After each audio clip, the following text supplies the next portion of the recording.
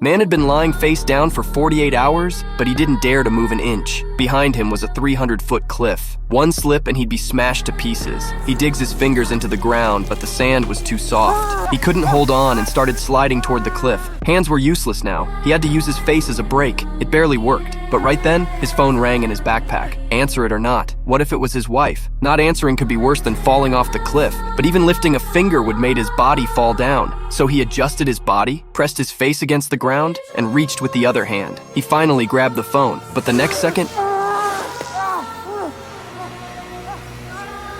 Man is stuck on the edge of the cliff. Below him were jagged black rocks. 2 more hours passed, his mind and body both on the verge of collapse. Then he started mumbling to himself. Turns out he was timing the waves hitting the rocks. If he used the sea as a buffer, maybe he'd survive. As the countdown hit 0, Man let go and jumped.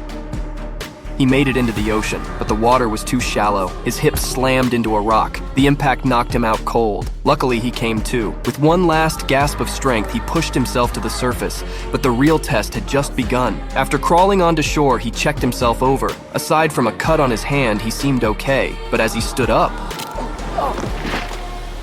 another wound appeared on his head. Still, that wasn't the worst of it. The hit to his lower back had left his legs numb. Then he remembered he still hadn't called his wife back. He scrambled to find his phone in the bag, but it was soaked. No matter how hard he pressed, it was completely dead. Now he was really screwed. All he could do was shout for help. But why would a normal person come to this shithole? In front of him is a steep vertical cliff. Behind him was the ocean. No choice. He ripped off his shirt and simply patched up the wound. To save energy, he lay down on the rocks and drifted off. When he opened his eyes again, he calmed down. The pain in his back reminded him he had to act fast. He looked around. It was impossible to climb the cliff. Luckily, there was an island in the distance. That was his only shot. He rolled himself into the sea with all the strength, but it wasn't as simple as he thought. His legs were useless and one hand was badly injured, so he paddled with just one arm inch by inch. Before long, he was completely out of energy and had to rest. Then, a sharp pain hit his stomach. He gasped a huge mouthful of seawater. Then he slowly started sinking. Right before passing out, he thought of his wife again. He was not willing to die like this. The survival instinct kicked in and he forced his arm to push upward.